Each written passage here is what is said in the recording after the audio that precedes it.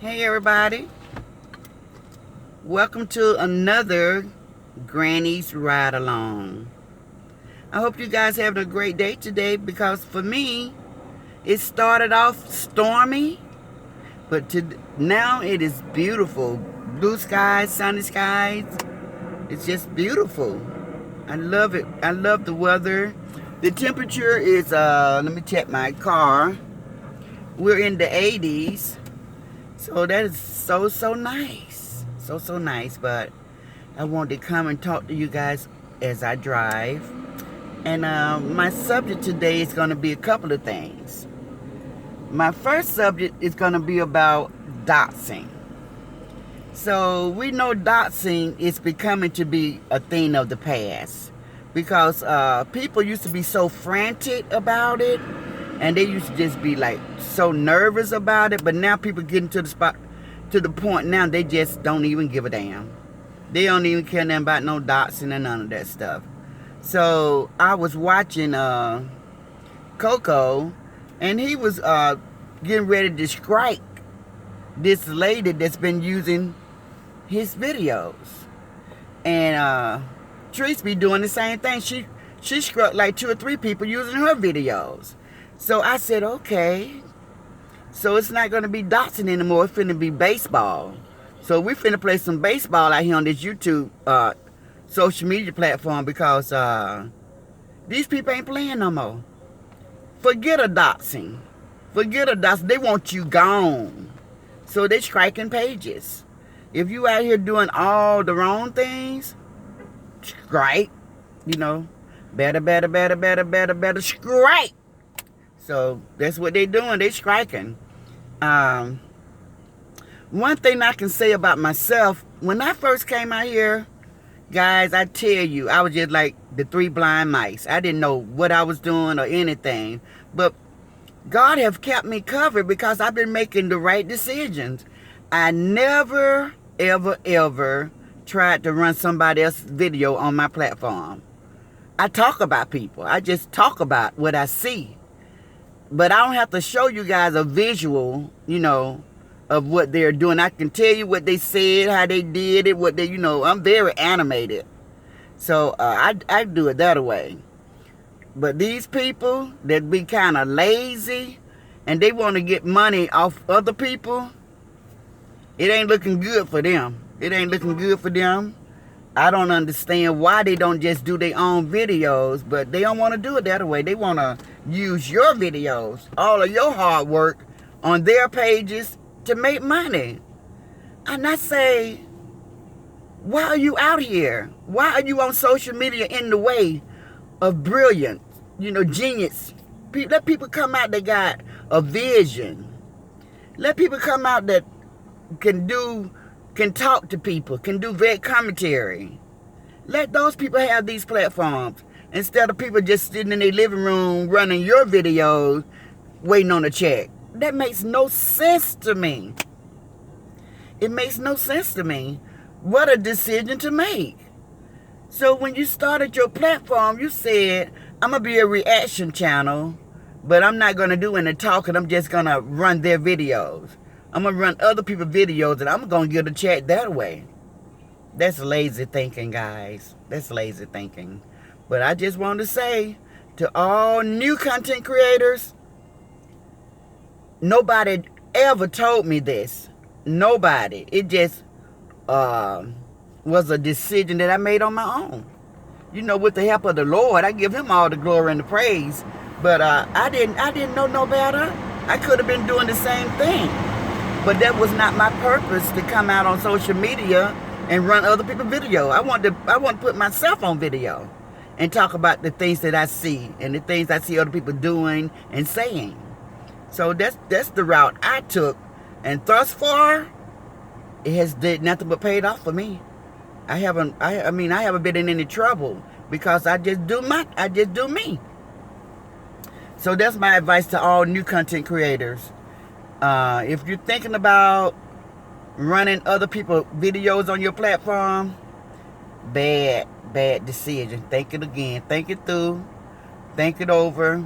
Think it over. Now, I know sometimes we might show a video or somebody's voice, but just be careful with that.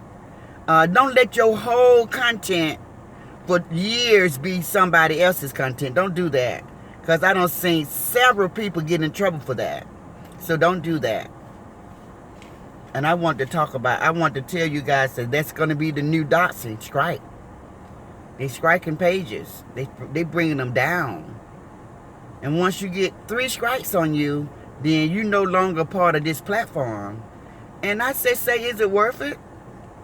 If you're getting a decent amount of money to just come and talk to people, is it worth losing the page because you was just lazy and you couldn't come before the people and just talk? I said, wow. I don't understand it. But, yeah. And, I was listening to Roz earlier today. And, Roz, they went to Las Vegas over the weekend. And it was a nice group, a nice turnout, and they had a great time. But I tell you, these people, I just don't understand the people that we're dealing with, the mindset of the people. It's just sometimes I just be like, what is wrong with these people? Why is a meet and greet the talk of social media? I understand that Roz is very popular. I understand that part. But just to talk down on the way somebody did something and how you would do it. Don't talk about it like Roz said, be about it. Show me how you would do it. Because Roz had a nice turnout for what she did. You know, it was her first time doing it. She wanted everybody to be safe. LA, Trese, she been doing meet and greets for a long time. And I never seen her have like the best meet and greet ever. And then she be paying for everything. I think she charged for her tickets because she'll supply all the food and stuff for the people. She be having food trucks come out, all kind of stuff like that. But she just be going way, way, way out for hers. And then she be charging people money to come and do the meet and greet with her. And she have never had a very big turnout ever that I've been watching her. And I've been watching her for 2 years. I ain't never seen nothing that's just breathtaking. And like, wow, I wish I was there. I never seen that. Never. All of her turnouts be small. Now, Roz have 14,000 subscribers, right? So let's do the math. Trese got 1 million followers. Her turnouts don't be big at all. She might get 20, 30 people. Maybe 50, but I don't even think it'd be that high. I'm just exaggerating. From 1 million, come on now. And then you're talking about Roz and have a whole lot of people. That makes no sense to make that the whole topic of conversation on social media. It was just so many other things to talk about. You know, you guys never, ever, ever think about the real world. Just the stuff that's going on in your neighborhood, in your city, in your town, in your state. When there's nothing else to talk about. Y'all just find anything to talk about. A meet and greet, guys. A meet and greet. If I was to have a meet and greet, it's not like a book signing, guys. It's not like a book signing. I'm going to meet people, strangers. But I want to meet these people because we connect so well on social media. I want to meet these people. So for her to have a meet and greet, she just want to meet the people that's supporting her. And her turnout was just fine. It was controlled. That way it wasn't out of control. Didn't nobody turn nothing out.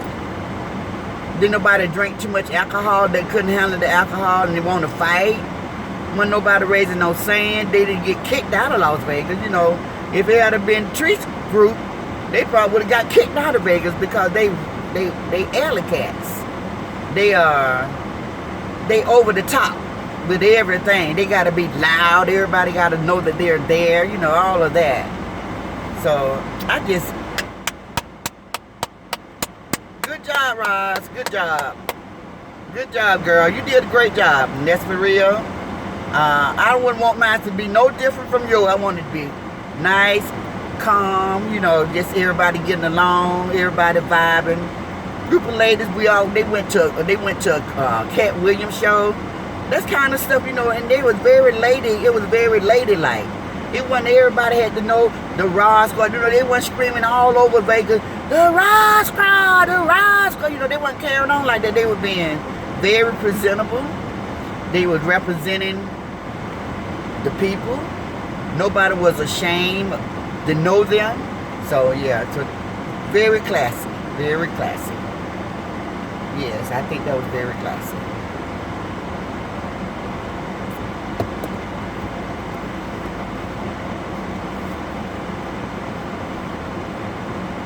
Now,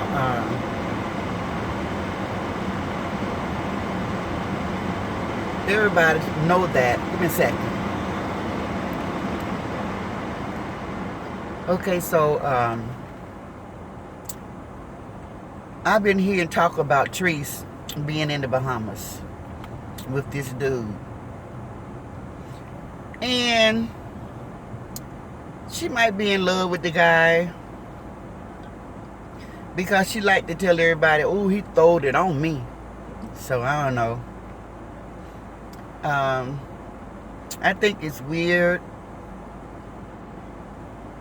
for her to say that, being as promiscuous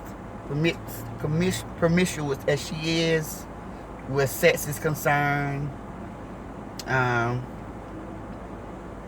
having sex with a lot of different people. You know, she go to that club called the Trapeze, where they openly have oral sex and all type of sex acts. I don't know about the oral part, but they have sex. So she likes to go to that place called the Trapeze, and she get to experience a lot of sexual acts from a lot of different people. So on a regular, and to be in that type of environment, and then out of nowhere, you go to the Bahamas and you meet this guy and he gave you the best sex you ever had and it blowed your mind like that. I don't believe that. I don't know, that's kind of weird to me. Because having sex as much as she do, no sex should be new to her. Because, you know, she be having sex with a lot of different people. And people know different things. People have sex different ways. So, anyway, go figure. Y'all figure that one out. Because that don't make any sense to me. But what I want to say is, for some reason, she is just totally in love with this dude. She's so in love with this dude. And it just makes me think about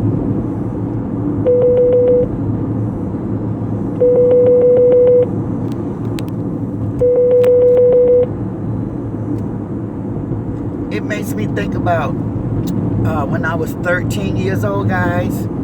And I said 13. First boyfriend. I'm sneaking. Well, let's say 13 to 16. Because my mom didn't play that. I'm sneaking. Little dude call you on the phone. And y'all just hold that phone for hours. Nobody ain't saying nothing. He breathing, you breathing. He breathing, you breathing. You ain't saying a word, just holding the phone. That's what it makes me think about when she had the guy on the phone for 24 hours trying to make sure he wasn't cheating on her. Now, guys, I was like a young teenager, like puberty. 13 to 16, you know. Didn't know nothing about nothing. This is a grown 40 years old woman. 40 years. She'll be 40 years old this year. So she's a grown 40-year-old woman.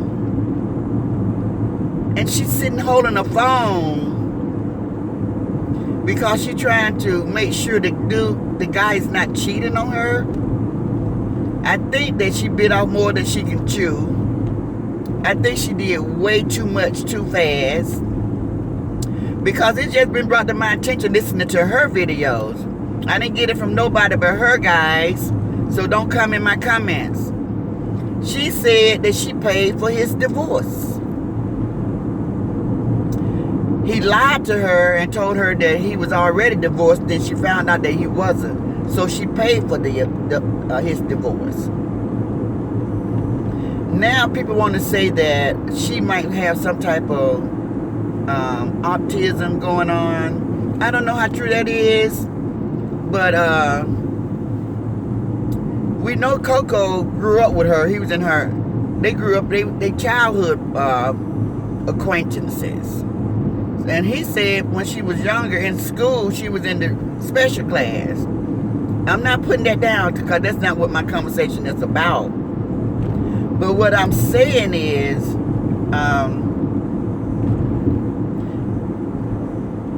Trese made a point to tell everybody that up top, that's the guy's name. They call him DJ Gary or something like that. I don't know, because I don't watch them that much. If I just hear other people talking, then I go see what they're talking about. But DJ Gary had a wife, and Trese said the wife was schizophrenic.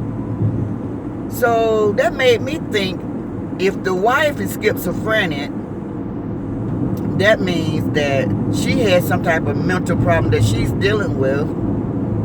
And Trese is kind of like a little bit slower than normal. You know, she don't have the mindset of a 40-year-old, but I don't know how far back it goes. But we know she had some trauma in her childhood.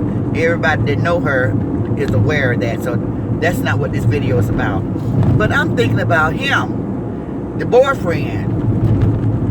Maybe he just attract women of that type of stature, of that type of mindset, insecurities, dealing with some type of mental issues going on in the head. Maybe those are the type of women that he prey on, because she is just over the hill in love with him. And I don't think that you're supposed to fall in love with nobody that fast. After a weekend or a week of sex, you know, y'all know one thing about men and women, they're different. Men do not fall for women as fast as women will. Most men don't fall for women as fast as the women fall for the man. I don't know why. But I've been in incidents where I was crazy in love with the dude, and the dude wasn't even feeling the same thing I was feeling. You know, I guess I was just in love with the sex, like Trese. But as far as the issue of the heart, his heart wasn't in it. His heart wasn't in it. Just my heart. So, you know, my heart was the one got broken, because I went beyond, above and beyond. And that's what I see her doing. So I just asked her to just be careful about it. You know, I mean, the heart's going to love who the heart loves. Ain't nobody trying to take this dude from you. So don't get it twisted.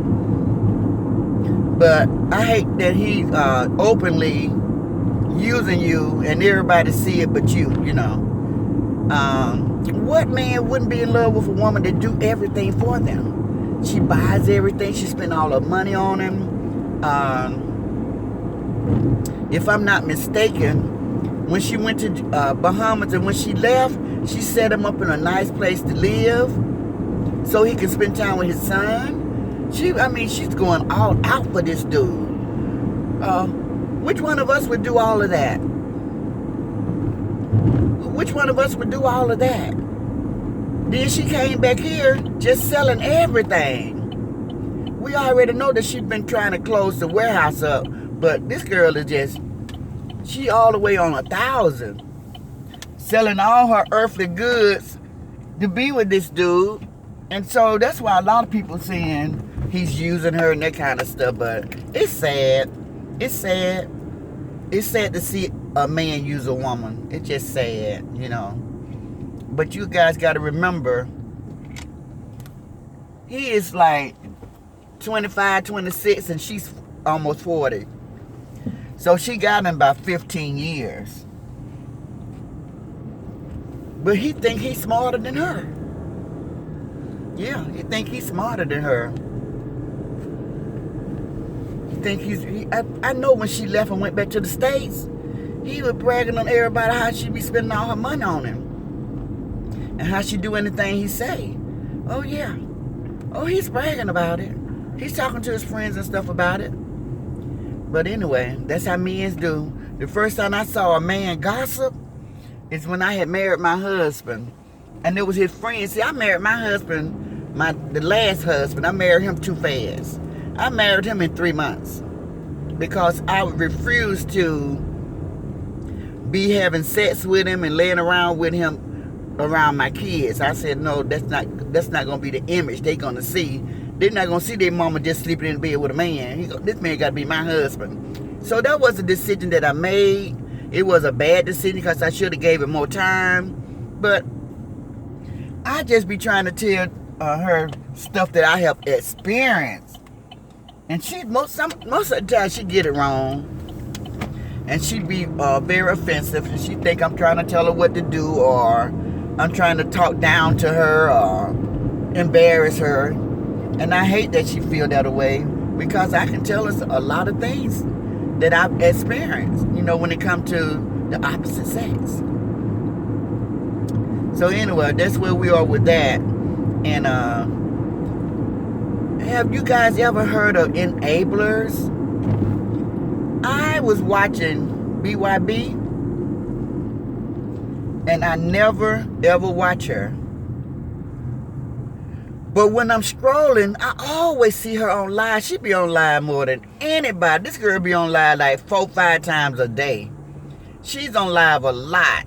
So I said, I know that she's Ra's arch enemy. Let me see what she's talking about. And to my surprise, I saw all of these people sending her super chats and super stickers. And I said, wow, what's going on over there? So I didn't listen to what was going on.